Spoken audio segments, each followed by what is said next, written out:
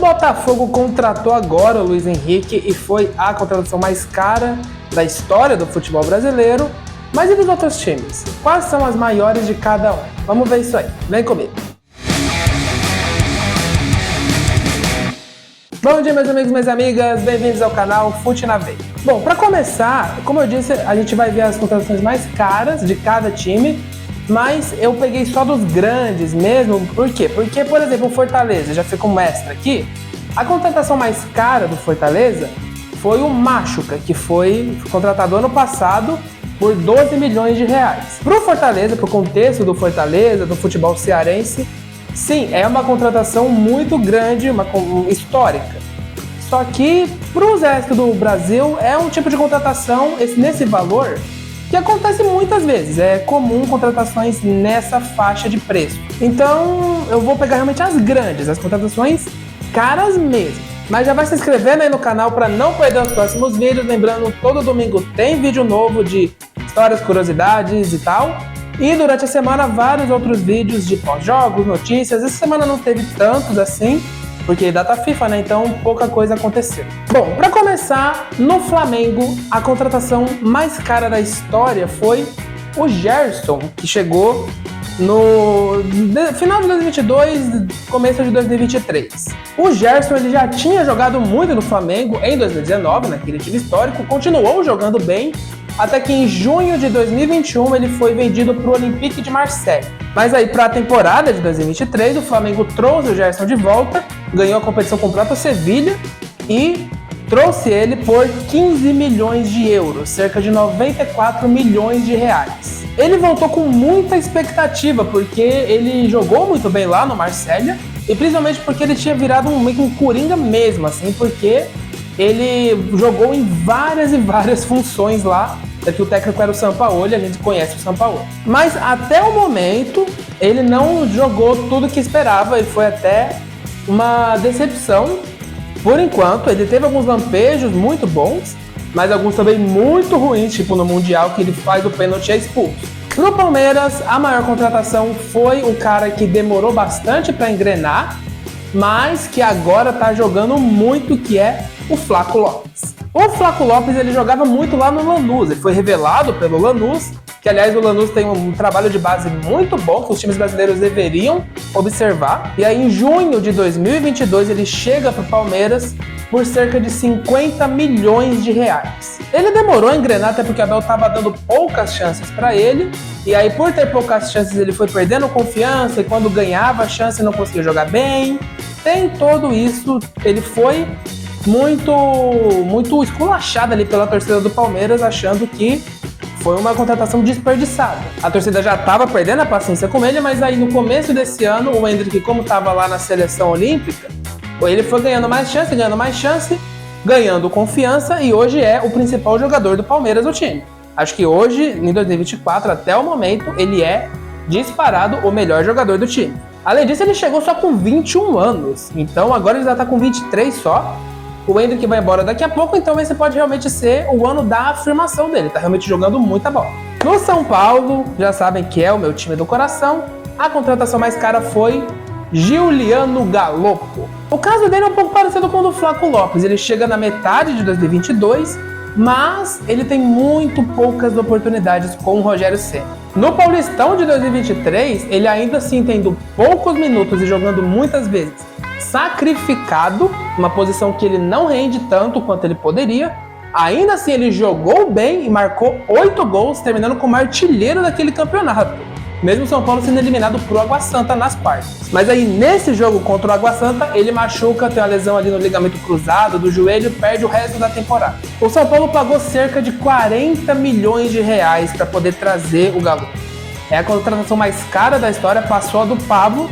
A do Pablo também, misericórdia, né? Que contratação horrorosa. Ainda não valeu muito a pena futebolisticamente, o São Paulo pode até lucrar com ele vendendo pro Milan, acho que o Milan estava interessado nele recentemente, mas ainda tem tempo para jogar no São Paulo, acho que ele só tem 24 ou 25 anos ainda, e tá precisando um pouquinho de sorte também, de não se machucar, e de que algum técnico use ele na função que é boa para ele, porque jogando ele de centroavante, de atacante pela direita, ele não rende. Vamos ver como é que vai ser o Galoppo. E agora passando para a do Santos, que essa sim olha, se tem uma aula de desperdício de dinheiro, é essa contratação do Santos. A maior contratação do Santos foi Leandro Damião em 2013. O Damião nunca foi um jogador nada demais. Ele teve alguns bons momentos no Inter, numa época que o Inter ainda era muito forte, funcionava muito bem o time ali e ele funcionou naquele contexto. E o Santos, acredite, ele trouxe o Leandro Damião para substituir o Neymar, que tinha acabado de ir para o Barcelona.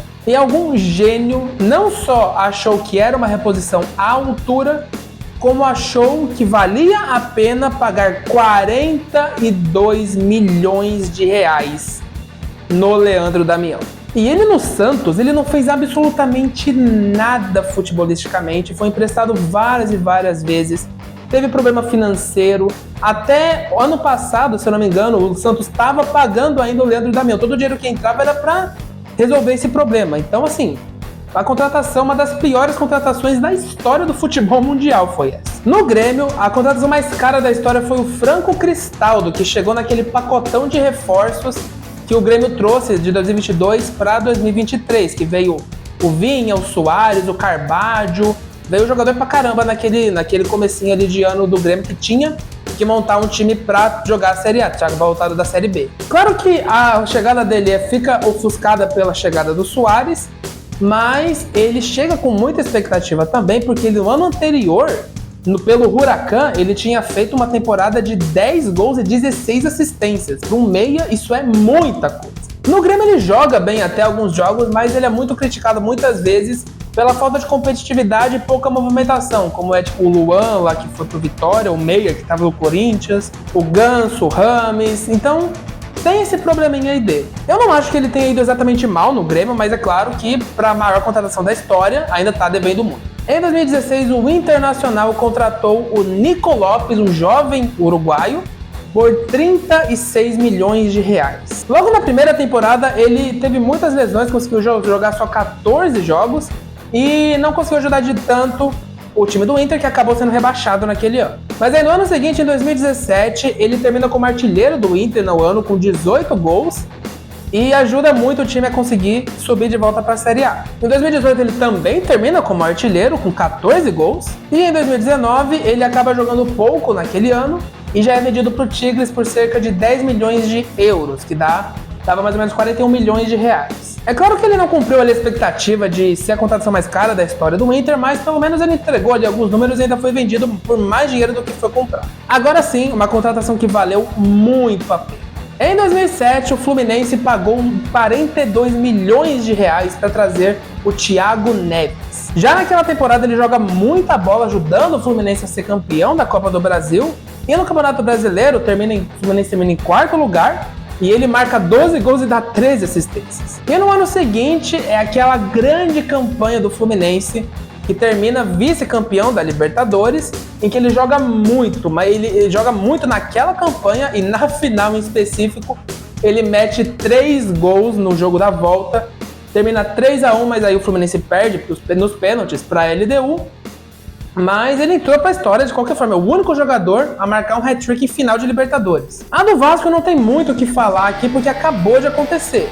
Foi o zagueiro João Victor, aquele que era da base do Corinthians, foi vendido para o Benfica, e o Vasco, para essa temporada, contratou ele por cerca de 32 milhões de reais. Está começando a jogar ainda, o Vasco já foi eliminado, mas ele particularmente é muito bom zagueiro, tem potencial para ser um dos melhores aqui no Brasil.